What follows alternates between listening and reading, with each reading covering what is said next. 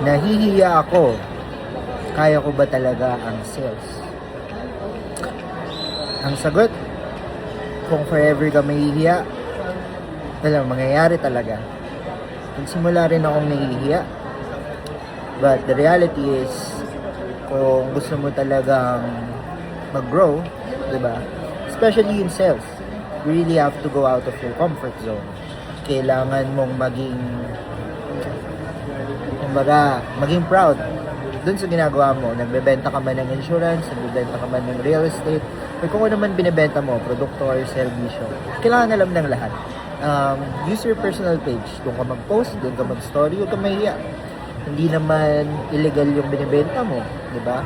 Nakakatulong ka pa sa mga tao, di ba? Assume yan yung iniisip mo, bakit pa siya binibenta, di ba? And you never know.